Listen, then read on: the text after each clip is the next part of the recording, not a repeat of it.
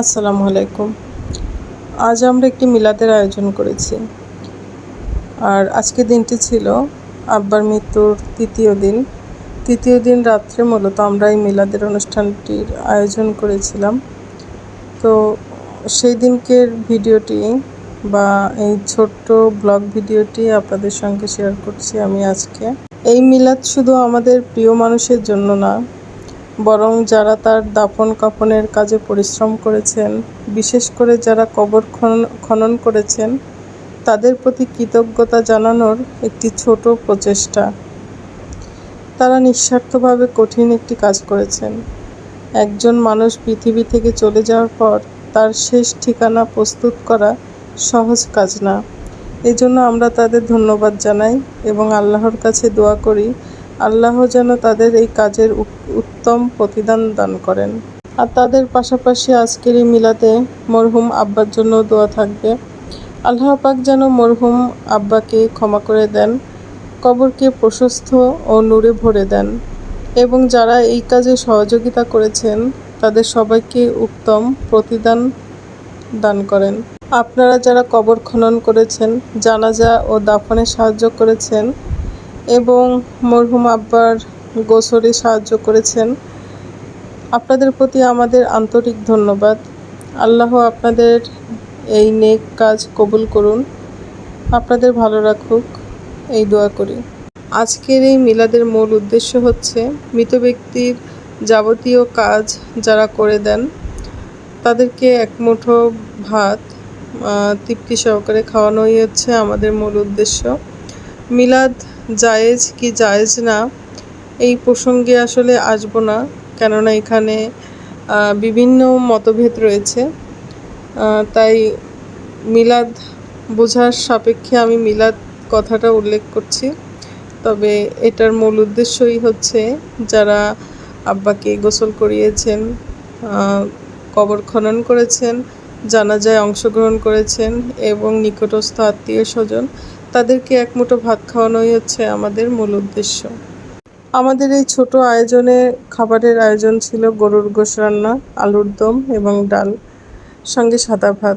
আমরা জানি একজন মানুষ দুনিয়া থেকে চলে যাওয়ার পর তার সবচেয়ে বেশি প্রয়োজন হয় আমাদের দোয়া, ক্ষমা প্রার্থনা এবং নেক আমল।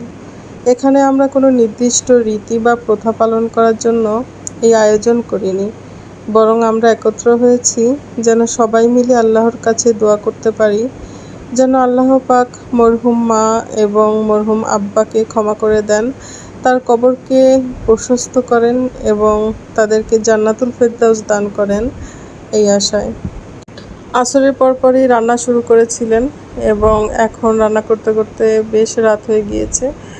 তো রান্নাও প্রায় শেষ, এই গরুর গোশটা হলেই হয়ে যায়, যাবতীয় সব কিছুই রান্না হয়ে গিয়েছে। লাস্টেই গরুর গোশটা রান্না করেছিল। তো মামা এখানে গরুর গোশ উঠিয়ে দেখছিল যে সিদ্ধ কেমন হয়েছে, ঢেকে রাখতে হবে কিনা। আর তো উঠিয়ে দেখলো যে সিদ্ধ হয়ে গিয়েছে এবং লবণও পারফেক্ট, লবণও আর দিতে হবে না এবং গোশটাও সিদ্ধ হয়ে গেছে, শুধু একটু ঝোলটা টানিয়ে নিলেই হয়ে যাবে। আর এই সমস্ত রান্নার আয়োজন কিন্তু আমার মামা শ্বশুর করেছেন নিজের হাতে। আপনাদেরকে আগেও বলেছি মামার হাতের রান্না খুবই ভালো। আমাদের ছোটোখাটো বাড়ির প্রোগ্রামে মামা এই রান্নাবান্না করেন। আমরা মামার রান্না খেতে খুব বেশি ভালোবাসি। তো এখানে আলুর দমটাও দেখিয়ে দিলাম আপনাদেরকে। তো যারা নতুন দেখছেন তারা হয়তো বুঝতে পারবেন না যে আজকের প্রোগ্রামটা কিসের জন্য, তাদের উদ্দেশ্যে বলছি। জুনের 5 তারিখে আমার শ্বশুর আব্বা মারা গিয়েছেন, ক্যান্সারে আক্রান্ত ছিল আব্বা। আর আব্বা মারা যাবার তৃতীয় দিনের দিন এই মিলাদের অনুষ্ঠানটা আমরা করেছি।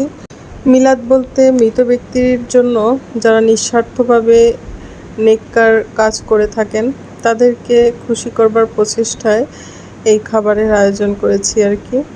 তো আলুর দমটা নিয়েও ভিতরে রাখছে, যেখান থেকে নিয়ে খাবার দেওয়া হবে সেখানে নিয়েই সব কিছু রেখে দিচ্ছে। গোশটা হলেই হয়ে যাবে, তবে গোশটাও প্রায় হয়ে এসেছে। শাশুড়ি মাও মারা গিয়েছে 2024-এর জুলাইয়ে, আর আব্বা মারা গেল এই 2026-এর জুনে। তো পুরো এই 2 বছরের মধ্যে দুইজন চলে যাওয়া আমাদের মানসিকভাবে আসলে আমরা সবাই খুব আপসেট। এটা বিশ্বাসই হয় না যে তারা দুজন বাড়িতে নেই। আপনাদের সবার কাছে অনুরোধ করছি, আপনারা সকল মৃত ব্যক্তিদের জন্য দোয়া করবেন। আল্লাহ যেন তাদের গুনাহসমূহ মাফ করে দেন, কবরকে প্রশস্ত নূরে ভরে দেন এবং সবাইকে জান্নাতের সর্বোচ্চ মর্যাদা দান করেন। আমিন। ঈশান নামাজের পরেই সবাইকে খেতে দেওয়া হয়েছিল। খাওয়া দাওয়া প্রায় শেষ পর্যায়ে। সবাই ভালো থাকবেন। ভিডিওটি কেমন লাগলো একটি সুন্দর কমেন্টের মাধ্যমে আমাকে জানাতে পারেন। আর এখানেই শেষ করছি। আল্লাহ হাফেজ।